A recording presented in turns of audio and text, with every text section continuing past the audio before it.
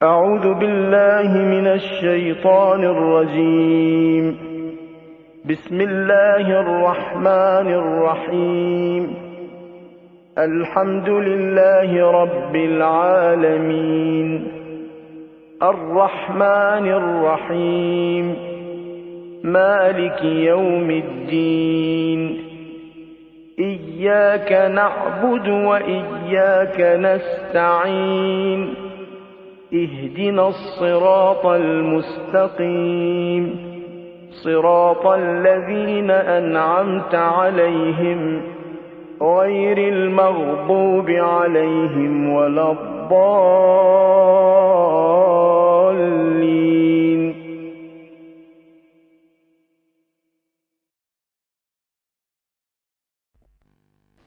بسم اللہ الرحمن الرحیم.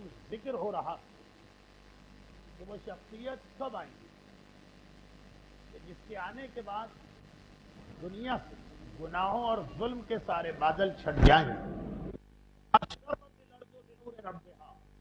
وہ دن کب آئے گا کہ یہ زمین پروردگار کے نور سے جگمگا اٹھے گی. وہ شخصیت کہ جس کو رسول خدا سے لے کے 11ویں امام تک ہر معصوم نے یاد کیا. کتاب کفایت العصر پیغمبر کا یہ جملہ ہے کہ بے ابی و امی، اے میرے وہ بیٹے کہ میرے ماں باپ تجھ پہ قربان. آخری امام کو اس طرح سے رسول یاد کر رہے ہیں اور دیگر اماموں کی تو حدیثیں ہیں. لیکن امام کا یہ ظہور جب بھی ہو اتنا ہم کو یاد رکھنا کہ ظہور کی تاخیر دو جملے. ظہور کی تاخیر ہماری وجہ سے ہوتی اور جتنے تاخیر سے امام آئیں گے اتنا ہی نقصان ہم کو اٹھانا پڑے گا. ہماری مثال اس بیمار سی ہے کہ جو بیمار ہو چکا جتنی دیر سے وہ ڈاکٹر کو بلائے گا اتنا ہی اس کا نقصان بڑھتا چلا جائے. جتنی دیر وہ کر دے ڈاکٹر کا کوئی نقصان نہیں، نقصان بیمار کا. ہم بیمار بائیمان ساری دنیا ہماری دشمنی پر تیار ہوتی بیٹھی. سازشوں کا آغاز ہو چکا. ہمیں دبانے، کچلنے، ہلاک کرنے، ہماری عورتوں کی عزتیں لوٹنے کی تیاریاں ہو رہی. اور اگر امام آئے مگر دیر کر کے آئے تو ہر علاقے میں 70 لاکھ مومنین کے جنازے اٹھیں گے ظلم میں، فقط اس لیے کہ وہ محب علی. اور 70 لاکھ انتہائی عزت اور احترام والی مومنات، ان کا ناموس برباد ہوگا اور انہیں کنیز بنایا جائے گا. جیسا کہ میں نے کہا کہ جب یہ سوال سامنے آتا کہ امام تاخیر سے آئیں گے تو یہ ساری زحمتیں کیا آپ برداشت کریں گے، تو آپ کا شکوہ یا آپ کا جواب یہ ہوتا کہ مولانا اس میں ہمارا قصور کیا؟ ہم میں سے کون یہ چاہتا ہے کہ امام تاخیر سے آئے؟ ہم تو چاہتے ہیں کہ جتنا جلد ہو سکتا ہے امام آ جائے. مسئلہ ہمارا نہیں ہے، مسئلہ اللہ کا. اگر یہی تو موضوع کہ مسئلہ اللہ کا نہیں، مسئلہ ہمارا. جب آپ باقی تمام چیزوں میں یہ مانتے ہیں کہ اللہ بدا کر سکتا، ایک لفظ ہے ہمارے یہاں بدا جس پر ہمیں اعتراضات کا نشانہ بنایا جاتا ہے. مگر بدا کو اگر نہ مانے تو نہ اعمال کا فائدہ ہے، نہ دعاؤں کا فائدہ ہے، نہ ہی صدقے دینے کا فائدہ.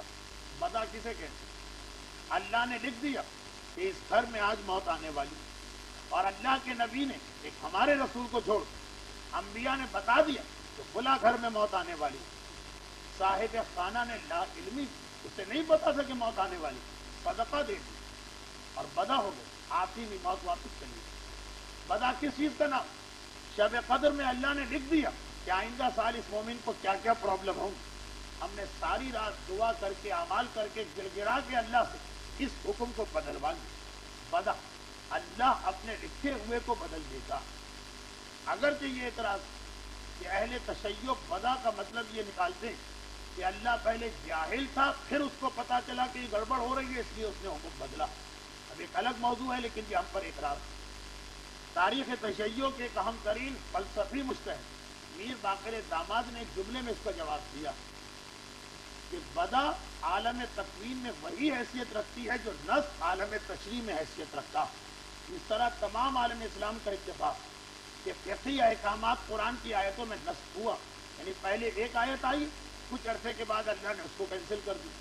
اور کچھ مانو نہ مانو بیت المقدس کو قبلہ اول تسلیم کرنے والے یہ مانتے ہیں کہ پہلے اللہ نے کہا ادھر رخ کر کے نماز پڑھو، پھر کہا ادھر رخ کر کے نماز پڑھو. جس طرح سے فقہی احکامات میں نص ہے اسی طرح تکوینی احکامات میں جو نسخ ہے اس کا نام بدا، یعنی اللہ نے پہلے کا اسے صحت ملے پھر اس کو بدل دیا۔ اب اعتراض یہ ہوتا ہے کہ اللہ نے کیوں بدلا؟ کیا اللہ کو پہلے سے نہیں معلوم تھا کہ اسے صحت دینا ہے یا بیمار رکھنا؟ تو وہی جواب کہ اللہ نے بیت المقدس کو قبلہ رکھ کے کعبے کو کیوں قبلہ بنا دیا؟ کیا پہلے سے نہیں معلوم تھا کہ آخر میں پیشانی اب کعبے کی طرف جھکنا؟ جو احکامات شریعت میں نسخ ہے وہ احکامات تکوینی احکامات یعنی صحت، بیماری، اولاد، عدم اولاد، رزق، غربت، موت، زندگی، ان چیزوں میں جو نسخ ہوتا ہے اس کا نام بدا۔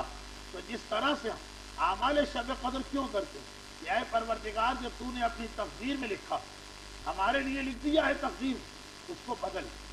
ہم صدقہ کیوں دیتے کہ اے خدا جو تو نے مصیبتیں ہماری تقدیر میں لکھ دی، صدقے کی برکت سے اسے روک۔ ہم دعا کیوں مانگتے ہیں؟ اے خدا جو تو نے ہمارے مقدر میں لکھ دیا، دعا کی برکت سے اس کو بدل۔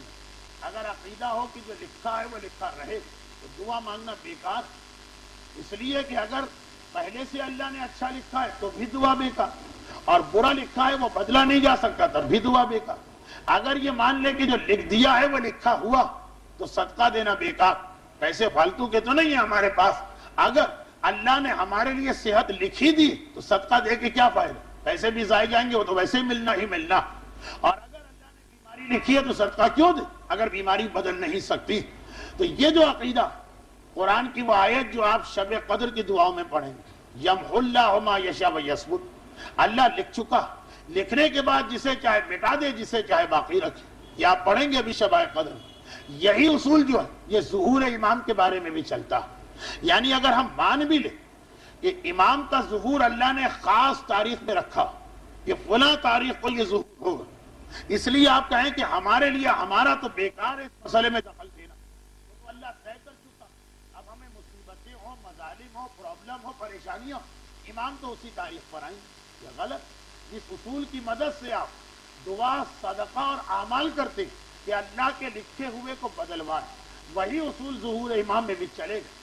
یقیناً اللہ نے امام کے ظہور کی ایک تاریخ رکھ دی، لیکن اگر مومن اسی طرح سے گڑ گڑا کے امام کے ظہور کی دعا مانگے جس طرح اپنے ذاتی مسئلوں میں مانگتا، اولاد نہ ہونے والا اولاد کے لیے تڑپتا، رزق نہیں ہے تو وہ رزق کے لیے تڑپتا، صحت نہیں ہے تو وہ صحت کے لیے تڑپتا، اور اللہ اپنی تقدیر بدل دیتا، اسی تڑپ کے ساتھ، اسی جذبے اور خلوص کے ساتھ اگر امام کے ظہور کے لیے آواز دی جائے تو امام کا ظہور ہو بھی سکتا، امام کا ظہور ہو بھی جائے گا۔ اور یہاں پہ ایک بات میں اور کہوں کہ عام طور پر احکامات خدا کی دو قسمیں، یہ بہت ہی عجیب بات ہے لیکن ہے ہماری کتابوں میں۔ احکامات خدا کی دو قسمیں، کون سے احکامات؟ شریعت کے نہیں، جو ہماری زندگی سے تعلق رکھتے ہیں، ان کی دو قسمیں۔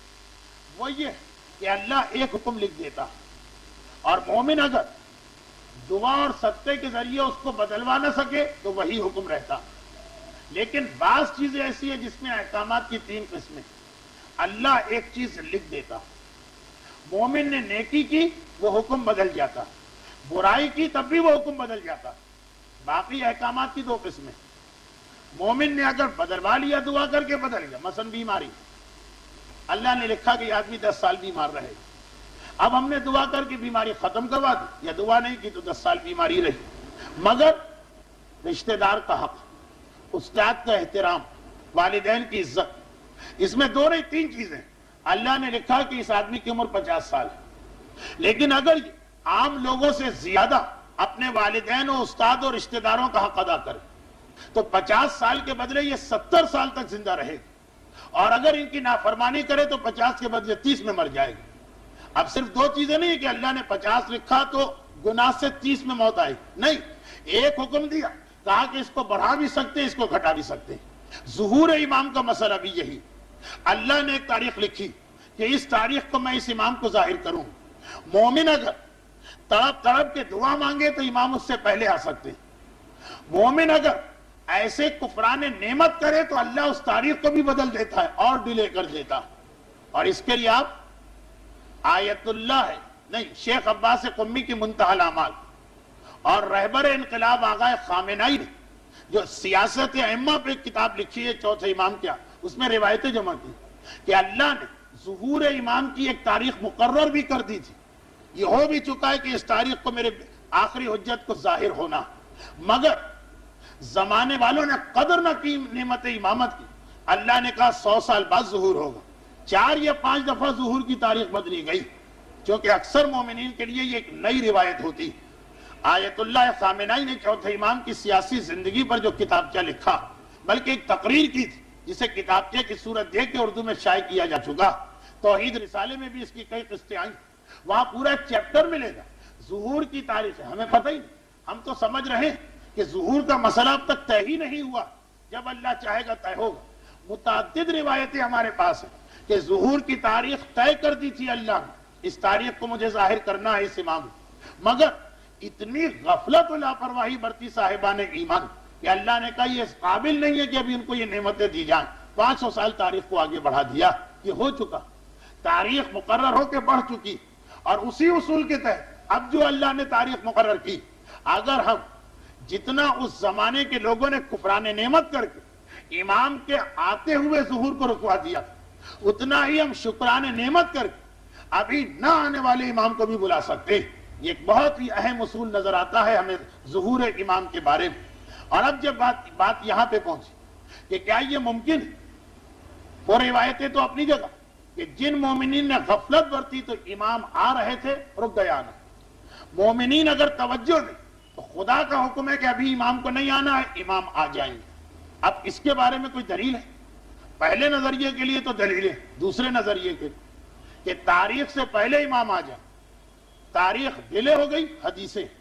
جیسا کہ میں نے کہا یہ منتہی الاعمال میں بھی ہے، جس کا ترجمہ شیخ عباس قمی کی کتاب کا ترجمہ چھپ چکا ہے اردو میں، اس میں بھی پڑھ سکتے ہیں. لیکن ڈیلے والی حدیث تو ہے، جلدی بھی آ سکتے ہیں. جی ہاں، اور یہ بھی حدیث سے بات ہو رہی ہے، اور اتنا جلدی کہ بعض روایتوں میں یہ لکھا کہ خدا اپنی آخری حجت کو ان نشانیوں کے بعد بھیجے گا. ان نشانیوں کی 2 قسمیں کر دی. کہا کچھ یقینی نشانیاں ہیں، کچھ غیر یقینی نشانیاں. جو غیر یقینی نشانیاں ہیں اس کا بھروسہ نہیں.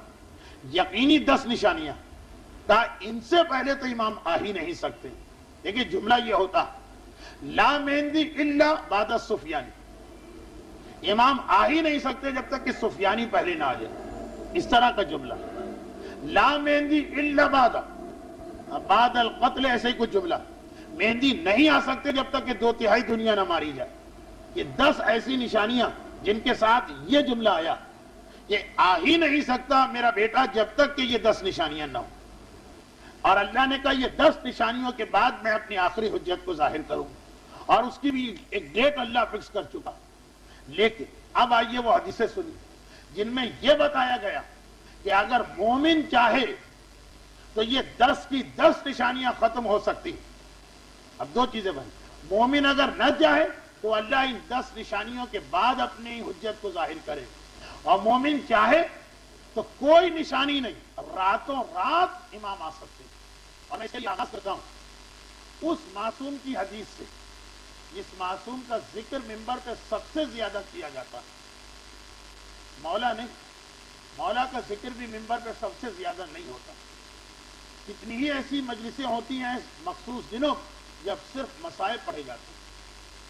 مجلس فضائل کے بغیر ہو سکتی ہے، مجلس مسائل کے بغیر نہیں ہو سکتی.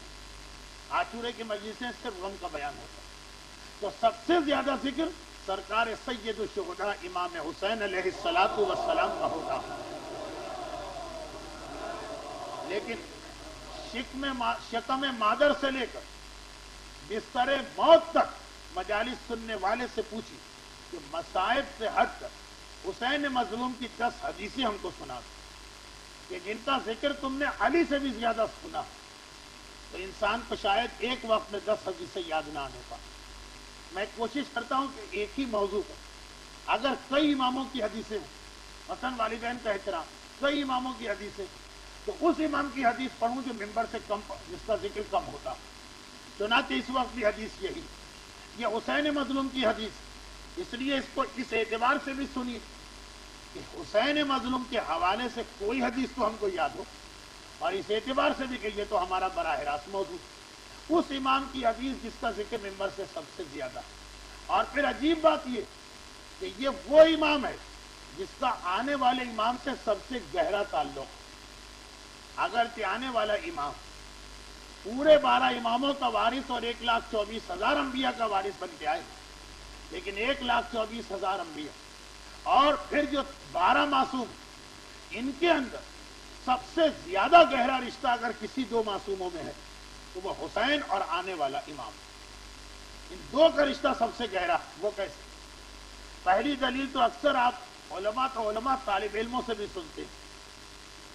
15 شعبان امام زمانہ کی ولادت کی تاریخ ہے، ہم امام کا جشن مناتے ہیں اور اعمال کرتے ہیں، مگر اعمال میں سر فہرست کس معصوم کی زیارت ہے؟ رسول خدا کی بھی زیارت نہیں ہے جن کی کار رسالت کو مکمل کرنے امام آ رہا ہے۔ اول امام کی زیارت بھی نہیں ہے کہ وہ اول ہے تو یہ آخر۔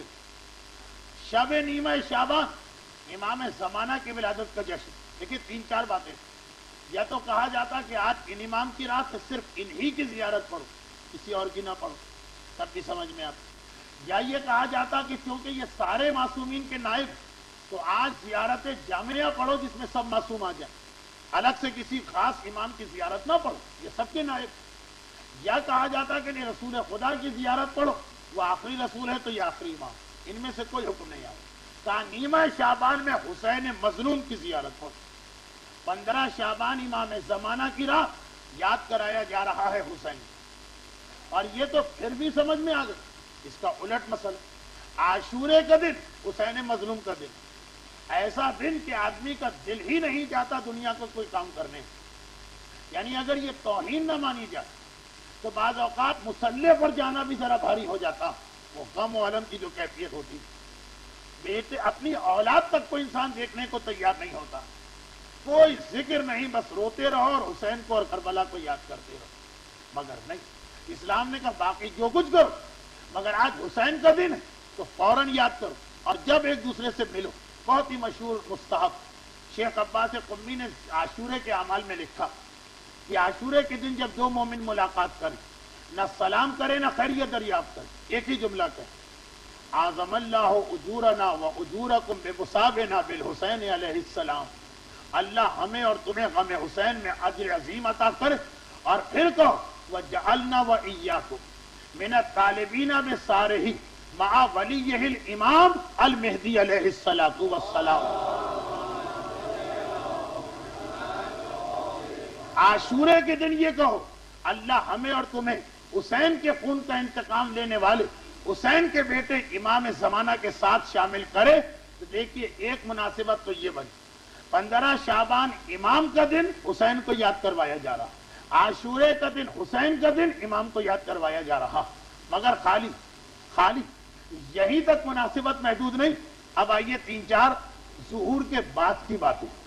پہلی بات، اتنا ہمارا عقیدہ کہ امام زمانہ کے آنے کے بعد ایک ایک کر کے تمام معصومین اس دنیا میں آئیں گے، اور ایک وقت وہ ہوگا کہ اکٹھا 14 معصوم یہاں پہ جمع ہو جائیں گے، اور اس کی دلیل زیارت وارثہ، اشہد اللہ و ملائکتہ و انبیاءہ و رسولہ انی بکم مومن و بایابکم موقن۔ اے حسین مظلوم، میں اللہ، رسول اور ملائکہ کو گواہ کرتا ہوں، آپ پر یقین ہے، آپ لوگوں کی واپسی پہ یقین ہے کامل، سارے معصومین کو آنا۔ اور جب راوی نے پوچھا مولا اس کی کوئی دلیل ہے، بہت لمبا چوڑا مسئلہ، امام نے مختصر ایک جواب دیا۔ امام نے کہا ہے کہ یاد رکھو، قرآن نے اعلان کیا کل نفس ذائقۃ الموت، ہر نفس کو موت کا ذائقہ چکھنا۔ جو لوگ قتل ہو جاتے ہیں انہوں نے اب تک موت کا ذائقہ نہیں چکھا۔ سننے والے نے، راوی نے چونک کے کہا مولا موت اور قتل تو ایک ہی چیز ہے؟ امام نے کہا نہیں، موت الگ ہے، قتل الگ ہے۔ اور قرآن کی کئی آیتیں پڑھی، کیا قرآن کہتا متم و قتل تم مر گئے یا تم قتل کیے گئے، یا کہہ کے آتا ہے موت یا قتل، موت یا قتل۔ امام فرماتے ہیں لفظ یا ان 2 چیزوں کے بیچ میں آتا ہے جو الگ الگ ہے۔ امام فرما رہے ہیں قتل الگ ہے، موت الگ ہے۔ جو مر گیا وہ تو موت کا ذائقہ چکھ گیا، جو قتل ہوا اب تک وہ مرا نہیں، اس نے موت کا ذائقہ نہیں چکھا۔ اور قرآن کہہ رہا ہے کہ ہر ایک کو موت کا ذائقہ چکھنا۔ تو جتنے لوگ بھی کائنات کی تاریخ میں قتل ہوئے، مرے نہیں قتل ہوئے، وہ سب ظہور کے بعد آئیں گے، کیونکہ ابھی ان کی موت کا ذائقہ باقی۔ یہ باقاعدہ ایک دلیل ہے امام کی بہت تفصیلی، اور اس میں امام نے کہا کہ ہم گروہ آل محمد اور امامت، ہم میں سے ہر ایک اب تک قتل ہوا موت نہیں آئی، اور خدا کا وعدہ ہے کہ ہر نفس کو موت کا ذائقہ چکھنا، تو ہمیں اس دنیا میں آنا تاکہ اس آیت کے مطابق پھر ہم تبھی موت مرے۔ یہ ایک اصول یاد رکھیے، پورا قرآن پڑھ ڈالیے، قتل کو الگ چیز قرار دیا ہے، موت کو الگ چیز قرار دیا، اسی لیے شہداء کے بارے میں تو کہہ دیا وہ اب تک زندہ، اور قرآن کہہ رہا ہے کہ زندہ ہے لیکن موت کا ذائقہ چکھنا، تو سارے شہیدان راہ خدا بھی لائے جائیں گے آفٹر ظہور، اور انہیں موت کا ذائقہ چکھنا۔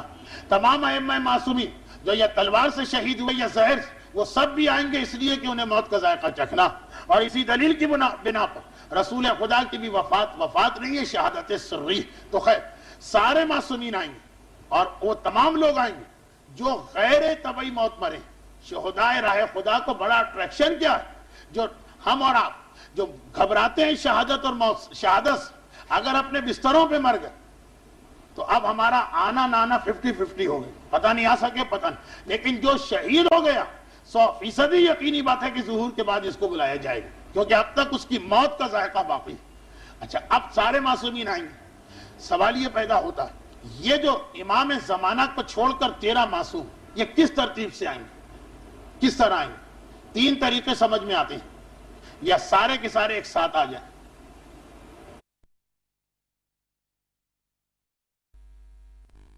یا سارے کے سارے ایک ساتھ آ جائیں، یہ نہیں، یا الٹی ترتیب سے آئیں، 12واں آ گیا پھر 11واں پھر 10واں پھر 9واں پہ، یہ بھی نہیں، یا سیدھی ترتیب سے آئیں، یہ 12واں تو خیر ہے ہی، پہلا دوسرا تیسرا، یہ بھی نہیں، کوئی ترتیب ہم کو نہیں بتائی گئی، صرف ایک چیز بتائی گئی، امام کے بعد اگر کوئی آئے گا تو وہ کربلا والا حسین آئے گا، جو کسی بھی ترتیب کے اعتبار سے موضوع نہیں بن رہے، نہ اوپر سے چلے 1 2 3، نہ نیچے سے جائیں 11 10 9 8، مگر اتنا بتایا کہ حسین اور امام زمانہ کا رشتہ پہچان، کہ امام کے بعد جو سب سے پہلے آئے گا وہ حسین مظلوم ہوگا، پھر باقی جس ترتیب سے بھی آئیں۔ ایک بات اور آئیے مزید تیسری بات، اور وہ یہ کہ جب امام زمانہ شہید ہو جائیں گے، امام زمانہ کی شہادت ایک طے شدہ امر ہے، اور اسی لیے پھر ایک بحث اٹھتی کہ کیا امام اگر شہید ہوئے تو ایک بار پھر آئیں گے یا نہیں آئیں گے؟ اس کے اندر کہ ہر مرنے والے کو، ہر شہید ہونے والے کو موت کا ذائقہ چکھنا، کیا امام زمانہ کا ایکسیپشن ہے یا نہیں؟ یہاں میں نے بڑے بڑے مراجع سے رجوع کیا، انہوں نے کہا تھا کہ اس مسئلے پہ ہمارا علم ناقص، نہ ہم منع کر سکتے ہیں نہ ہم ہاں کہہ سکتے ہیں۔ یہ وہ مسئلہ ہے کہ جس کو قرآن نے کہا وَمَا يَعْلَمُ تَعْوِيلَهُ إِلَّا اللَّهُ وَالرَّاسِخُونَ فِي الْعِلْمِ، کہ اس مسئلے کو یا اللہ جانتا ہے یا راسخون فی العلم۔ آغا کوئی جیسا مرجع جب یہ لکھ دے کہ امام زمانہ کا دوبارہ آنا، اس کے بارے میں ابھی کچھ نہیں کہا جا سکتا، ایک طرف اصول بتاتا ہے کہ شاید آئیں، اور پھر بعض روایتوں کا جملہ کہ قیامت امام زمانہ کی حکومت میں آئے گی، وہ بھی یہ بتا رہا کہ پہلی والی حکومت میں تو امام شہید ہو جائیں گے اور حسین کی حکومت شروع ہو جائے گی۔ یہ 2 چیزیں بتا رہی کہ شاید امام زمانہ بھی اس شہادت کے بعد ایک مرتبہ پھر آئیں گے۔ یہ ایک الگ موضوع ہے، موقع ملا تو 26 رمضان کی آخری تقریر تک کبھی بھی ذرا روشنی ڈال دوں گا۔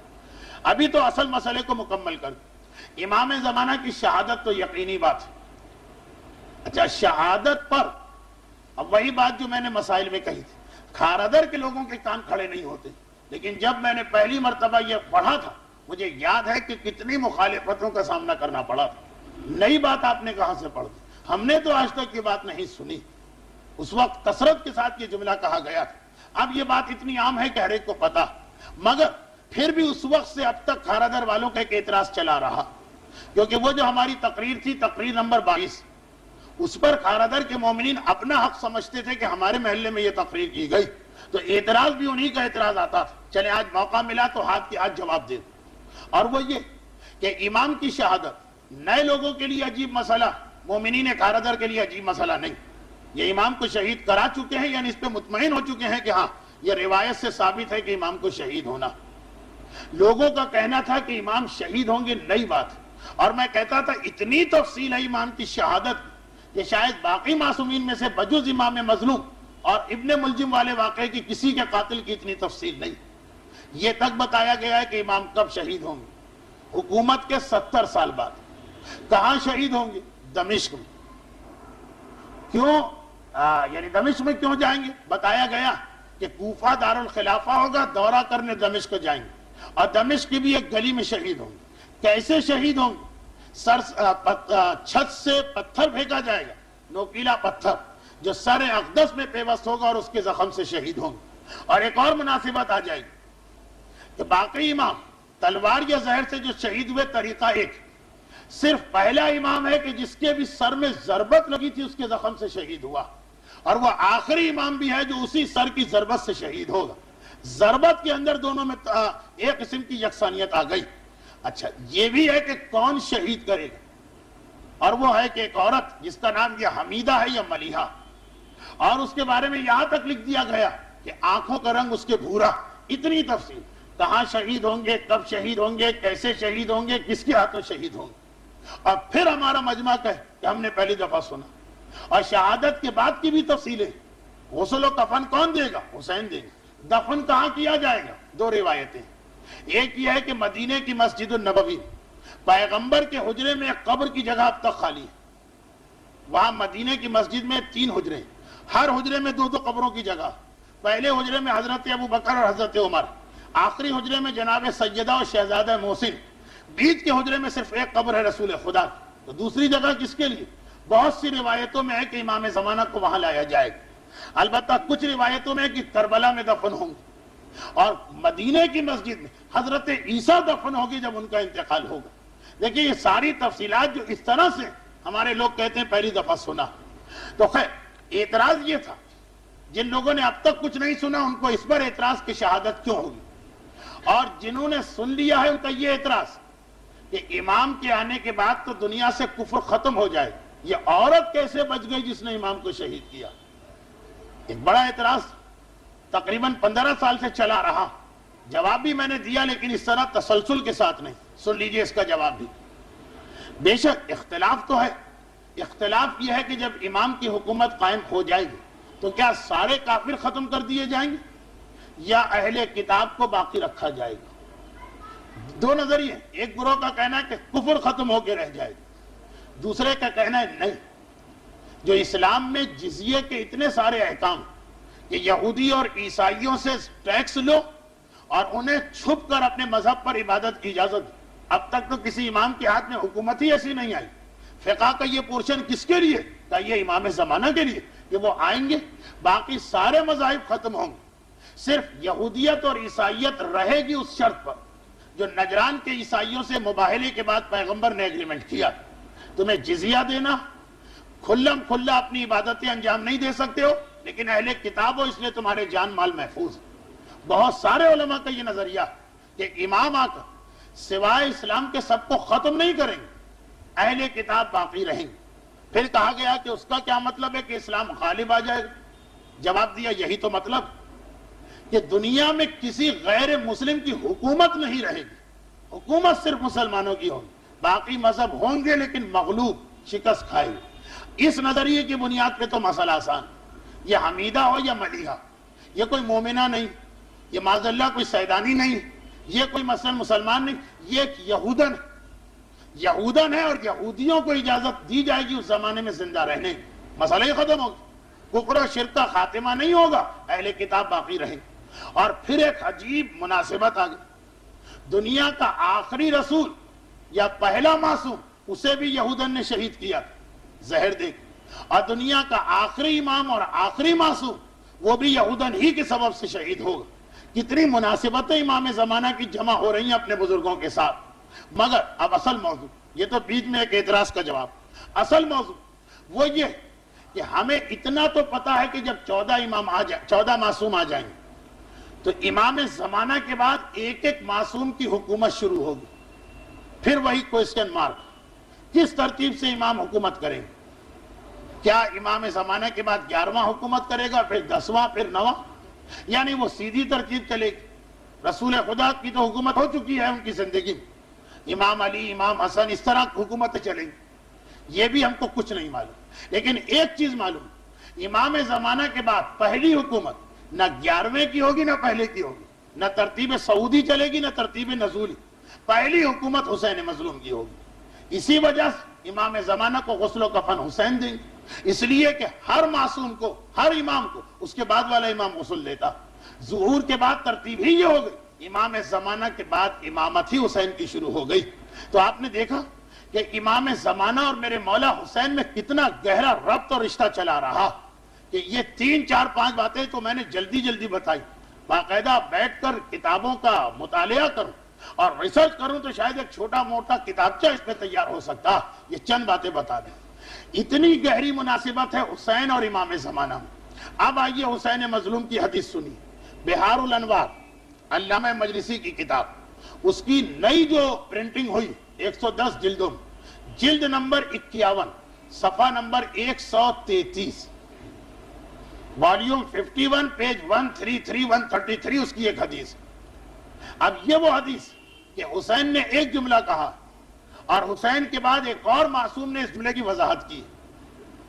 جملہ یہ، حسین مظلوم نے کہا کہ میرا جو بیٹا ظاہر ہونے والا، جو پردہ غیبت میں جا کے ظاہر ہوگا، اس میں 2 انبیاء کی سنتیں، جب تک وہ غائب رہے گا یوسف نبی کی سنت، اور جب ظاہر ہوگا تو موسیٰ نبی کی سنت اس میں آ سکتی ہے۔ سنت کا کیا مطلب؟ ویسے تو امام زمانہ میں تمام انبیاء اور تمام ائمہ کے کمالات کی جھلک ہوگی، مگر سنت کا مطلب یوسف کی زندگی کا ایک واقعہ امام زمانہ میں پیش آنے والا، البتہ غیبت میں، اور موسیٰ کا واقعہ امام کے ظہور میں پیش آنے والا واقعہ، ان کی زندگی کا ریپیٹ ہوگا واقعہ۔ اب اتنا کہہ کر حسین خاموش ہو گئے، کیا مطلب؟ سمجھ میں نہیں آئی۔ اس کے پہلے ٹکڑے کو سمجھایا امام جعفر صادق علیہ السلام، اور یہ میں نے بہت ساری مجلسوں میں پڑھ دیا، بہت ساری مجلسوں میں۔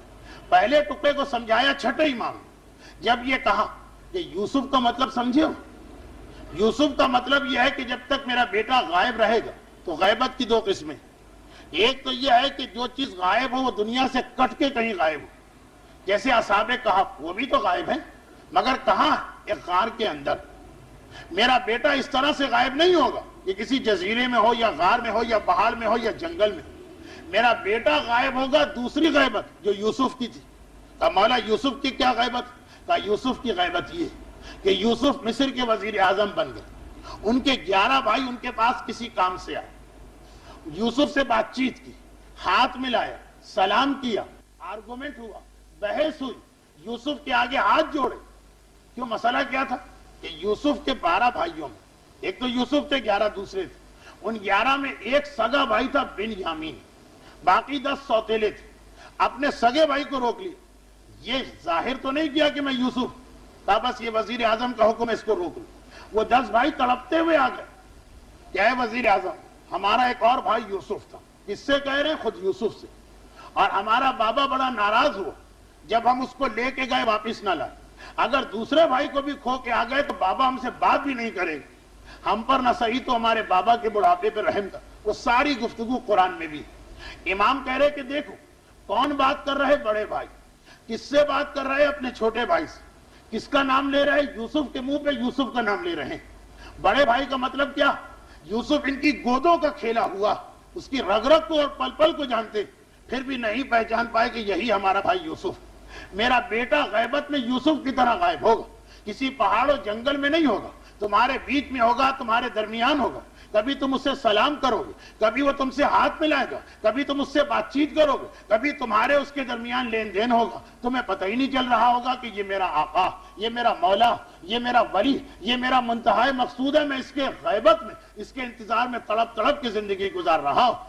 ایک تو یہ سنت، امام جب تک غائب رہیں گے یوسف کی طرح غائب رہیں گے، اصحاب کہف کی طرح نہیں۔ حسین نے صرف 2 جملے کہے، میرا بیٹا غیبت میں یوسف کی طرح، ظہور میں موسیٰ کی طرح۔ اب آدھی حدیث تو واضح ہوگی، لیکن باقی جملے کا کیا مطلب؟ کہ میرا بیٹا موسیٰ کی طرح۔ اور یہ جملہ کہ میرا بیٹا موسیٰ کی طرح، یہ کئی معصومین کی زبان پہ آیا۔ پیغمبر کا جملہ، بے ابی و امی، میرے ماں باپ تجھ پہ قربان۔ کس پر؟ فرما رہے ہیں المسمى باسمی والمکنى بکنیتی، اس پر میرے ماں باپ قربان جس کا نام میرے نام پہ رکھا گیا اور جس کی کنیت میری کنیت پہ رکھی گئی۔ وہ شبیہی، وہ میری شبیہ، وہ شبیہ ہو موسیٰ ابن عمران، اور عمران کے بیٹے موسیٰ کی بھی شبیہ۔ رسول نے بھی کہا آنے والا امام شبیہ موسیٰ، حسین نے بھی کہا آنے والے امام کا ظہور شبیہ موسیٰ۔ 8ویں امام کی حدیث ہے آنے والا امام بے ابی و امی، وہی جملے میرے ماں باپ اس میں قربان ہوں۔ کس پر؟ المسمى باسم جدی، جس کا نام میرے جد رسول خدا کے نام پہ رکھا گیا، اور وہ شبیہ موسیٰ۔ ہر معصوم امام زمانہ کو موسیٰ کی شبیہ قرار دے رہا، کیوں آخر؟ کیا چیز؟ اچھا باقی اماموں نے تو کچھ بھی نہیں بتایا، صرف اتنا کہا وہ موسیٰ کی شبیہ۔ حسین نے اتنا اشارہ دے دیا کہ ظہور کے معاملے میں یہ موسیٰ کی شبیہ۔ ایک چیز پتا چلی کہ باقی چیزوں کا تذکرہ نہیں، صرف ظہور کا تذکرہ، مگر اس سے بھی بات الجھی رہ گئی۔ اب اس بات کو سلجھایا ایک ایسے امام کہ پھر میرا وہ جملہ آ گیا کہ اگرچہ وہ ہمارے اماموں میں شامل ہے مگر اس کی حدیثیں سب سے کم پڑھی جاتی ہیں۔ آئیے آج کی اس تقریر کی برکت دو ایسے اماموں کی حدیثیں آپ سن رہے ہیں جو شاید آپ کو یاد بھی رہ جائے، کیونکہ واقعاتی حدیثیں اور ان کی حدیثیں بہت ہی کم بیان ہوتی ہیں۔ اب مسئلہ کیا رہا کہ رسول خدا سے 8ویں امام تک ہم نے کم از کم 5 معصوموں کی زبانی سنا کہ آنے والا امام موسیٰ کی شبیہ، اور کسی نے نہیں بتایا کہ اس سے مراد کیا۔ صرف حسین نے اتنا بتا دیا کہ اس کا ظہور موسیٰ کی طرح، کیا مطلب؟ اب اس مسئلے کو حل کیا اس امام نے کہ جس کا نام اور جس کی حدیثیں کم بیان کی جاتی ہیں، یعنی ہمارے 9ویں امام، امام محمد تقی علیہ السلام۔ 9ویں امام کی حدیثیں کتنی کم بیان ہوتی ہیں، ہمارے موضوع کی مناسبت سے سن لی۔ فرماتے ہیں 9ویں امام، حوالہ بہار الانوار، وہی جلد 51، وہی صفحہ 133، کیونکہ صفحہ 133 پر علامہ مجلسی نے معصومین کے اقوال جمع کی ہیں آخری امام کے بارے میں۔ اب 9ویں امام کی حدیث سن لیجئے، فرماتے ہیں کہ سنو میرے بیٹے کی شان اللہ کے نبی موسیٰ جیسی ہوگی، اور کس چیز میں؟ کہا اس چیز میں۔ یہ پورے امام کے جملے، یہ موسیٰ اپنی بیوی کے ساتھ جنگل سے گزر رہے ہیں۔ موسیٰ کا واقعہ ہر ایک کو پتا، فرعون کے محل میں پرورش پائی، فرعون کے ہم قوم ایک نوجوان کو ایک مقام پر نہی عن المنکر کے درمیان قتل کرنا پڑا، وہاں سے شہر چھوڑ کے ہجرت کرتے، جناب شعیب کی بیٹیاں کنویں سے پانی بھر رہی، مرد ان کو جگہ نہیں دے رہے، موسیٰ ان کی خدمت کرتے، بیٹیاں یہ نیکی دے کر انہیں بابا سے ملاتی۔ حضرت شعیب خود ایک نبی، چند سال خدمت کے بعد اپنی بیٹی کی شادی کر دیتے، البتہ یہ وہی بیٹی کہ بعد شہادت موسیٰ یا بعد وفات موسیٰ، موسیٰ کے وصی جناب یوشع کے مقابلے میں لشکر لے کے آئی تھی، لیکن ابھی تو موسیٰ اپنی بیوی کے ساتھ اپنے خسر شعیب کے گھر سے رخصت ہو کے آ رہے ہیں اور جا رہے ہیں، راستے میں جنگل آ گئے، اندھیرا، رات کا وقت، قرآن کا 20واں سورہ، سورہ طٰہٰ، پہلا ورق پورا واقعہ رہا، اور 9واں امام کہہ رہا ہے کہ یاد کرو۔ موسیٰ نے اپنی بیوی سے کہا ٹھہر جاؤ، موسیٰ نے اپنی بیوی سے کہا انتظار کرو، کیونکہ ایک جھاڑی کے پیچھے آگ نظر آئی تھی، کہا کہ میں آگ لینے جا رہا ہوں تاکہ یہ اندھیرا کم ہو۔ آگ لینے گئے، اس جھاڑی کے پیچھے سے خدا کی آواز آئی اور کہا کہ اے موسیٰ، اب تمہیں حکم نبوت مل رہا، اعلان نبوت کا حکم مل رہا، جاؤ فرعون کے پاس، اور وہ باغی ہو گیا، جا کے اس کو تلقین کرو اور نصیحت کرو۔ موسیٰ واپس آئے، آگ تو لے کے آئے مگر اعلان نبوت و اعلان رسالت کا تاج بھی پہن کے آئے۔ یہ پوری تفصیل 9ویں امام کے جملے، لفظ تاج بھی اس میں، تاج نبوت و امامت پہن کے، تاج نبوت اور رسالت پہن کے آئے۔ بس ہمارا بیٹا اس چیز میں موسیٰ کی شبیہ ہوگا کہ اللہ عین ممکن ہے کہ ایک رات میں معاملات کو سنوار دے، جس طرح موسیٰ جب مغرب کا وقت آیا اس وقت پناہ کی تلاش میں خوفزدہ انسان تھے، اور فجر کا وقت آیا اعلان رسالت کے ساتھ فرعون کے دربار جا رہے ہیں۔ اسی طرح سے 9واں امام کہتا کہ یہ عین ممکن ہے کہ ایک رات آئے میرا بیٹا آخری امام سوئے، خوف کی عالم میں سو رہا، اور صبح کو اٹھے تو ایک مرتبہ اسے حکم امامت ہو چکا ہو کہ اپنی امامت کا اعلان کرو۔ البتہ خوف کس چیز کا؟ وہی جملہ، اپنا خوف نہیں، اپنے ماننے والوں پہ جو ظلم دیکھ رہا، ایک مرتبہ گھبرایا جا رہا، جیسے آج کل ہم اور آپ، ہماری کیا حیثیت، بوسنیا، عراق، لبنان، کشمیر، گھبرا جاتے، کہاں کہاں ظلم ہوگا صاحبان ایمان پر، ایمان۔ تو امام تو باپ سے زیادہ محبت کرتے ہیں، وہ تو رو رہے ہوں گے اس وقت، سب سے زیادہ غمگین امام۔ تو میرا 9واں امام کہہ رہا کہ اللہ چاہے تو ایک رات میں موسیٰ کی طرح سے میرے بیٹے کی امامت کے تمام کاموں کو سنوار دے، وہ مغرب کو سوئے گا تو روتا ہوا سوئے گا اپنے ماننے والوں کی حالت دیکھ کر، اور فجر کا بیدار ہوگا تو اس شان کے ساتھ کہ ذوالفقار اس سے کلام کر رہی، اس کے ایک ہاتھ میں ذوالفقار ہے، دوسرے ہاتھ میں علم اسلام ہے، خانہ کعبہ کی دیوار سے ٹیک لگا کے بیٹھا، آنے والوں سے بیعت کر رہا ہے، اور جبرائیل ساری دنیا میں اس کی امامت کا اعلان پہنچا رہے ہیں۔ درود بھیجے محمد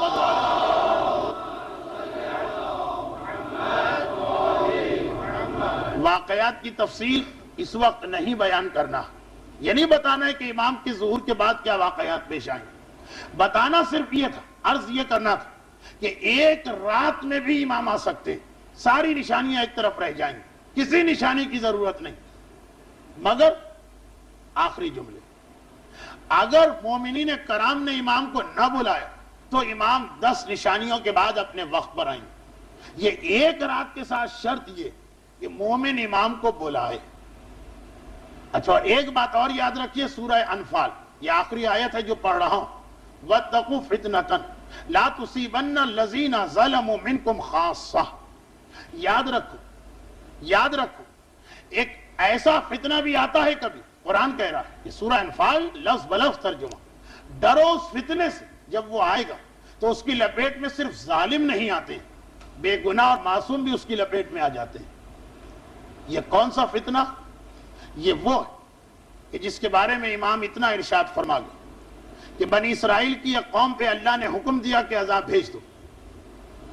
پہلے یہ تو ہم خوش قسمت ہیں کہ رسول امت رسالت ہم کو ملی، وَمَا كُنَّ مُعَذِّبِينَ وَأَنْتَ فِيهِمْ، اے رسول میں ان کو عذاب ہی نہیں دوں گا کیونکہ تم ان میں آ چکے ہو۔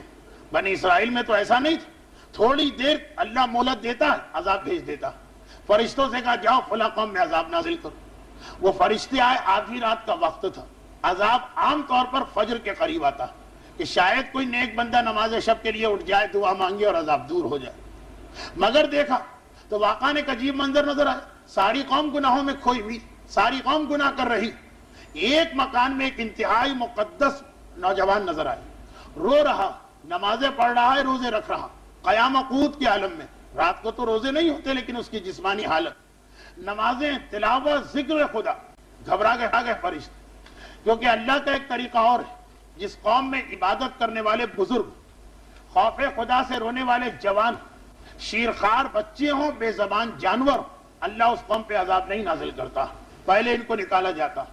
اس قوم میں تو ایسا جوان ہے کہ جو توبہ بھی کر رہا ہے اور عبادت بھی کر رہا ہے، کیا ہم کہیں صحیح جگہ آ گئے، غلط جگہ تو نہیں پہنچ گئے؟ خدا سے پوچھا پروردگار اس قوم کے بارے میں کیا ہوگا؟ عذاب صحیح جگہ ہے، کہا پروردگار سب پر عذاب، کہا سب پہ عذاب، خصوصاً اس نوجوان پر بھی عذاب جو عبادت کر رہا، اے خدا آخر یہ کس لیے؟ کہا اس لیے کہ یہ عبادت کر رہا مگر جو حق کا پیغام ہے وہ دوسروں تک نہیں پہنچا رہا، میرا کتنا ہی عبادت گزار بندہ، اس کی عبادتیں ضائع نہیں ہوتی، قیامت میں اجر دیتا ہوں، لیکن دنیا میں کتنا ہی عبادت گزار بندہ کیوں نہ، دنیا میں اگر وہ حق کا پیغام دوسروں تک نہیں پہنچا رہا تو جو عذاب دوسروں کے لیے آ رہا ہے وہ عذاب اس کے لیے بھی آئے گا۔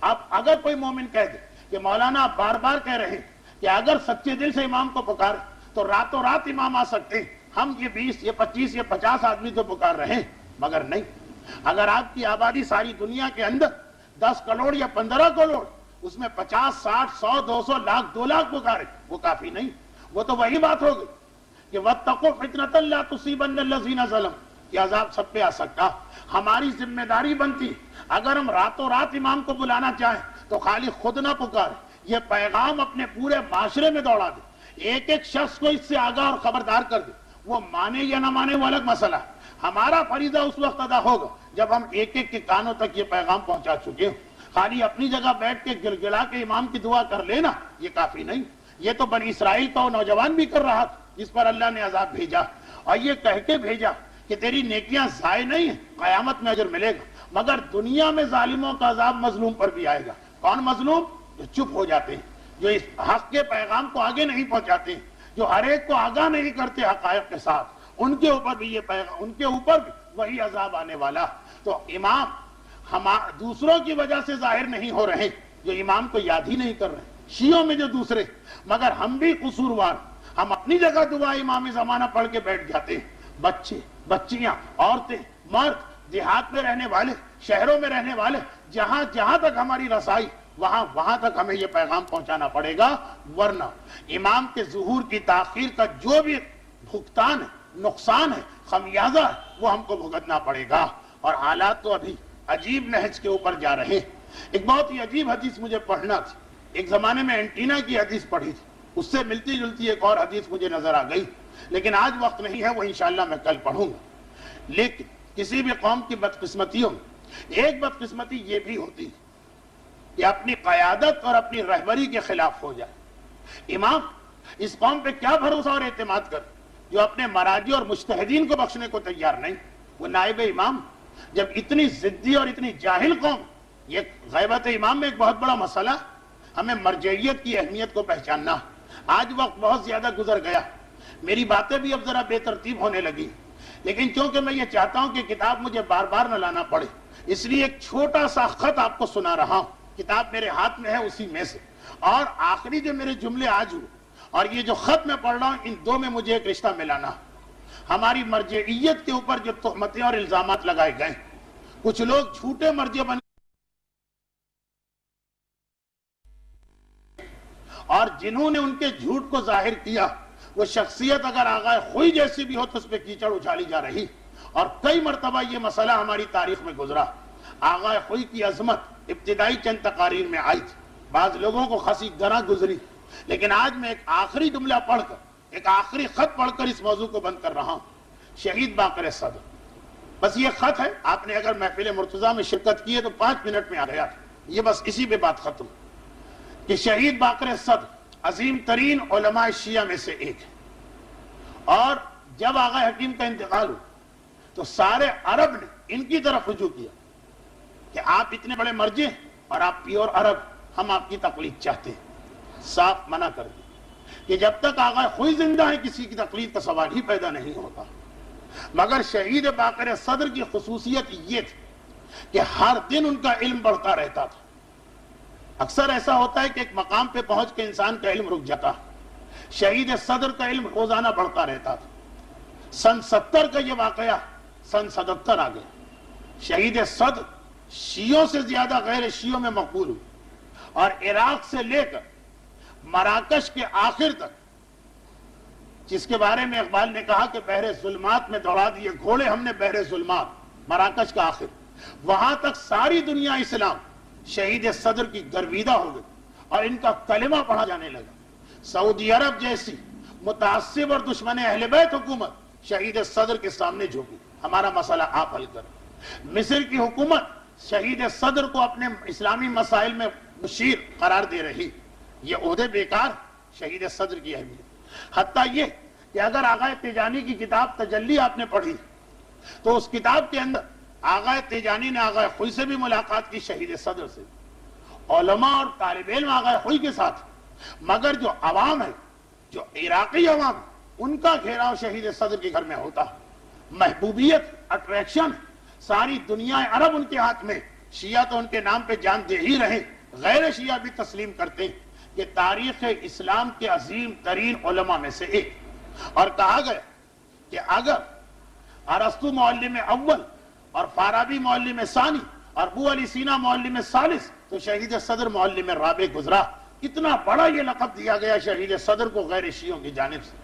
چنانچہ سن 70 میں جب شہید صدر سے رجوع کیا گیا تھا، اس وقت تو سن 77 میں زمین آسمان کا فرق ہو چکا۔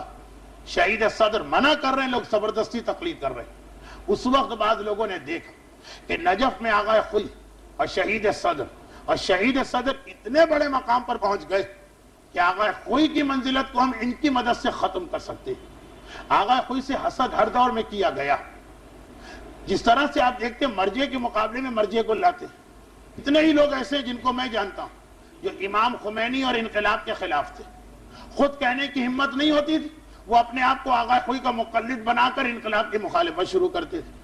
وہ امام خمینی کی مخالفت کرنا، اپنا نام نہ لو، خوئی کا نام استعمال کرو۔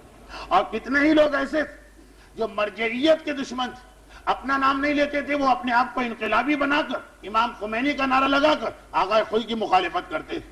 یہ سلسلہ شہید صدر کے ساتھ بھی شروع کیا گیا اور کہا گیا اب اتنا بڑا یہ مرجع بن گیا بے شک کبھی شاگرد تھے آغا خوئی، اب تو یہ اتنے بڑے مرجع کہ یہ آغا خوئی کو پڑھا سکتے ہیں، ان کے ہوتے ہوئے کسی اور کی تقلید کیوں کی جائے؟ لبنان کے کسی مومن نے جب یہ بات سنی اور یہ سنا کہ شہید صدر بھی کچھ یہ سمجھ رہے ہیں کہ میں مرجع بن چکا ہوں، تو فوری طور پر ایک خط لکھا جو بہت ہی اہم اس اعتبار سے کہ ایک عام آدمی آغا خوئی کو خراج عقیدت پیش نہیں کر رہا، ایک ایسا مرجع جو اب آغا خوئی کے لیول پہ آ چکا، اور اگر عوامی مقبولیت دیکھیے تو کہنا پڑے گا کہ شہید صدر کی مقبولیت آغا خوئی سے زیادہ تھی عوامی مقبولیت، کیونکہ عربستان کا ایک مسئلہ، اس کے باوجود اندازہ کریں ہمارے علماء اخلاص نفس کی کس منزل پر، جملوں سے جو محبت ٹپک رہی اور عظمت، اس کو دیکھیں اور پھر سوچئے کہ آج بھی جس طرح ایک صدقہ جاریہ ہوتا ہے مرنے کے بعد ثواب، آغا خوئی کی وفات اور شہادت جاریہ لگ رہی، اب تک ان کی مخالفت و دشمنی کا سلسلہ جاری ہے، مگر سنیے ایک عظیم ترین مرجع شہید صدر،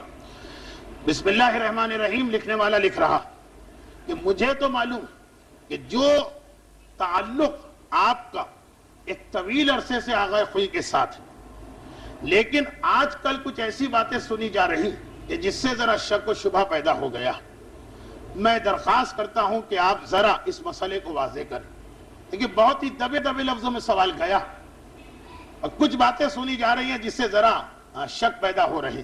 جواب، بسم اللہ الرحمن الرحیم، فرماتے ہیں کہ یہ سوال جو آپ نے مجھے پہنچائے اس نے مجھے خوش بھی کیا اور غمگین بھی کیا۔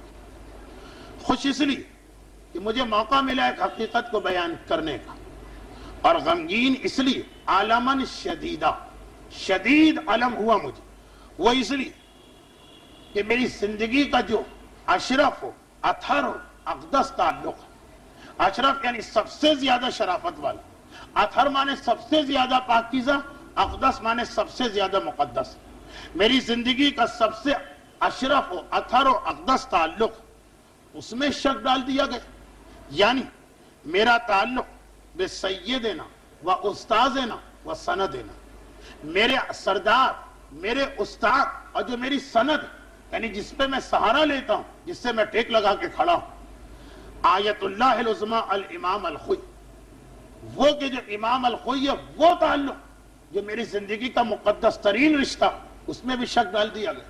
اور ضمناً دیکھیں کہ شہید باقر صدر جیسا مرجع اور مجاہد آغا خوئی کے ساتھ لفظ امام استعمال کر رہا، ایک اعتراض یہ ہوا کہ آغا خوئی نے کون سا جہاد کیا کہ وہ امام کہلوائے جائے، یہ شہید صدر سے پوچھئے جاتے۔ فرماتے ھذا الاستاد، یہ میرے وہ استاد ہیں، الذی ابصرت نور العلم فی حوزتہ، کہ میں نے علم کا نور اگر پایا تو ان کے حوزے میں پایا، اور اگر تعمل معرفہ علی یدہ، اگر مجھے کچھ معرفت اسلام ہوئی ہے تو وہ مزہ میں نے ان کے ہاتھ پہ چکھا، انہوں نے مجھے مزہ اسلام سکھایا، مزہ چکھایا، اسلام کا ذائقہ ان کے ذریعے مجھ تک پہنچا۔ پھر فرماتے ہیں کہ ایمان کے بعد اللہ جو سب سے بڑی نعمت کسی انسان کو دیتا ہے وہ علم ہے، ایمان کے بعد، اور وَلَئِن كُنْتُ قَدْ حَصَلْتُ عَلَى شَيْءٍ مِّنْ هَذِهِ النِّعْمَةِ، اور اگر مجھے اس نعمت میں سے کچھ بھی ملا، نعمت علم میں سے، فَإِنَّ فَضْلَ ذَلِكَ يَعُودُ إِلَيْهِ، اگر اس نعمت میں سے کچھ بھی ملا تو وہ سب کا سب شکرانہ پلٹتا ہے میرے استاد آغا خوئی کی جانب، جو بھی مجھے علم کی نعمت ملی ہے وہ سب ان کی وجہ سے ملی۔ فَلَسْتُ إِلَّا ثَمْرَةٌ مِّن ثَمَرَاتِ وُجُودِهِ وَفَيْضِهِ الشَّرِيفِ، فَلَسْتُ میں کچھ نہیں ہوں، ایک مرجع، ایک عام شاگرد نہیں، ایک چھوٹا سا طالب علم نہیں، ایک مرجع لکھ رہا ہے، فَلَسْتُ میں کچھ نہیں مگر یہ کہ آغا خوئی کے وجود کے ثمرات میں سے ایک ثمرہ ہوں، آغا خوئی کی برکتوں سے اسلام کو جو پھل ملے ان میں سے میں ایک ہوں، ورنہ اپنا میرا فلست، میرا کوئی وجود ہی نہیں، وَوَلَدًا مِنْ أَوْلَادِهِ الرُّوحِيِّينَ، اور آغا خوئی کی جو روحانی اولاد ہے مجھے اس میں سے ایک ان کا ایک بیٹا سمجھ لو۔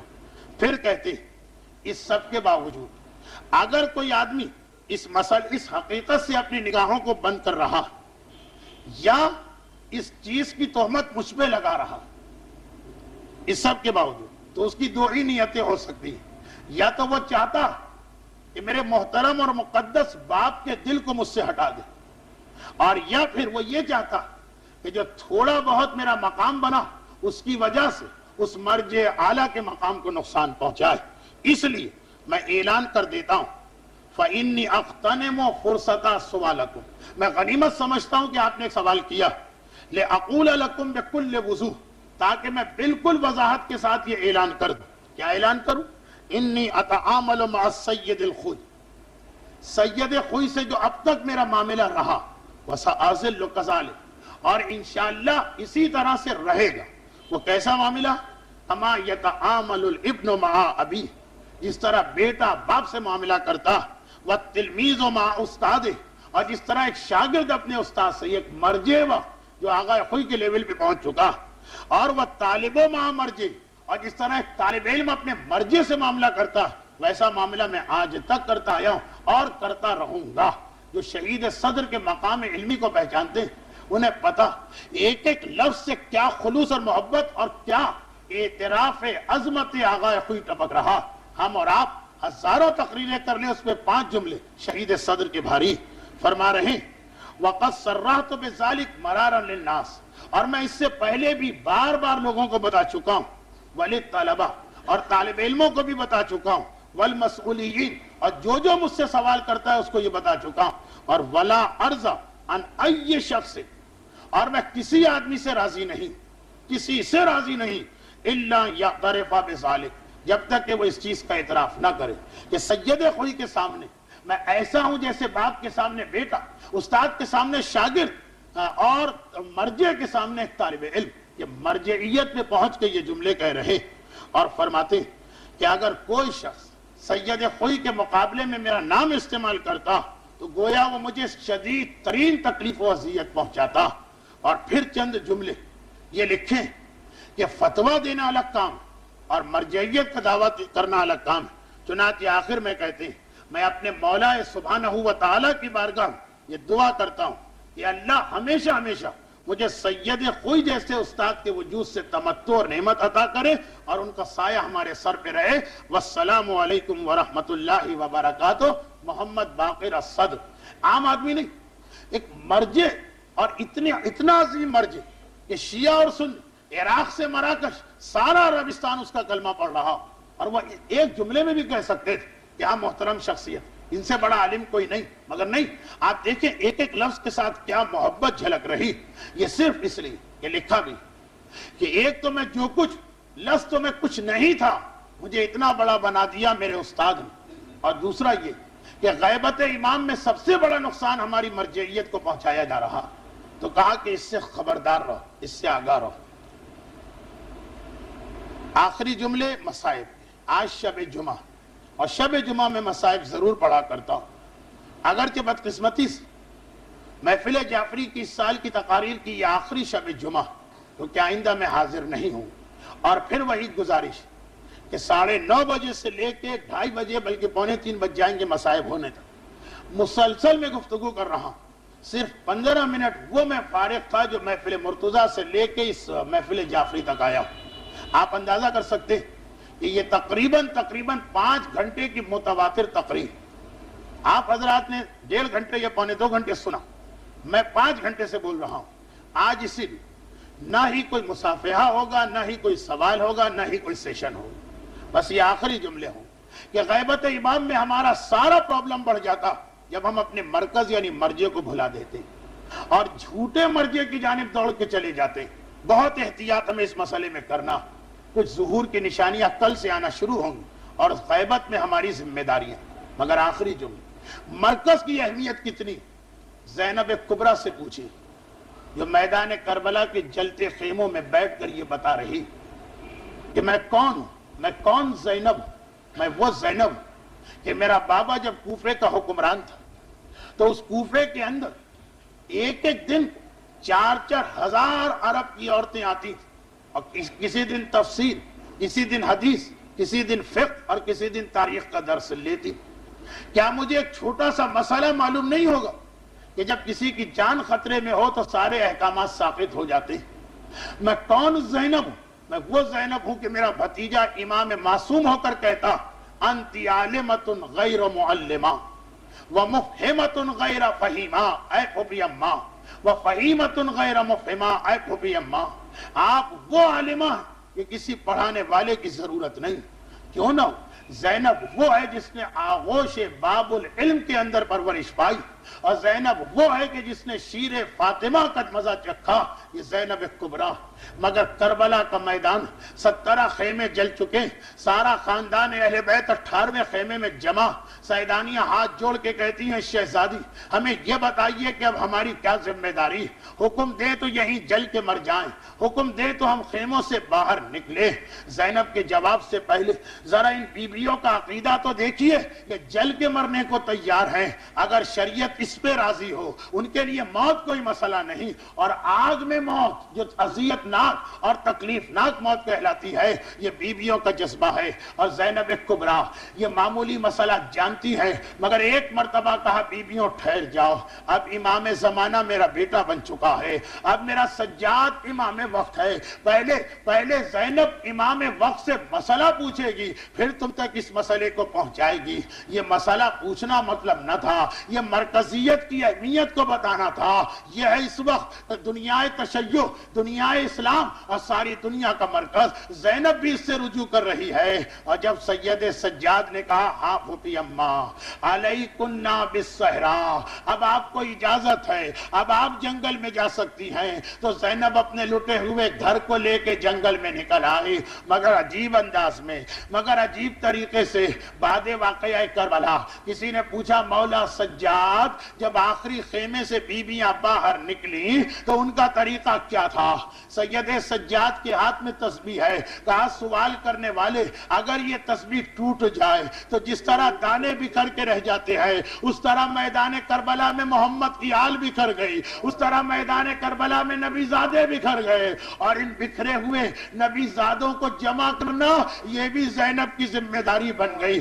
آواز دی کلثوم بہن آؤ، پہلے تو سیدانیوں کو ایک جگہ بٹھا دے، آؤ اب بچوں کو جمع کریں۔ پورے کربلا کے میدان میں اندھیرا چھاتا جا رہا ہے، علی اور فاطمہ کی یہ دو بیٹیاں کبھی اس کونے جائیں کبھی اس کونے جائیں، جو بچہ روتا ملا اسے لے کے آئیں، جو بچہ سوتا ملا اسے لے کے آئیں، جو بچہ گھبرایا ہوا بیٹھا تھا اسے لے کے آئیں۔ ایک مرتبہ نگاہ پڑی، ایک جھاڑی کے نیچے دو بچے گلے میں باہیں ڈالے لیٹے نظر آئے، دور سے دیکھا یہ تو مسلم کی اولاد نظر آ رہی ہے۔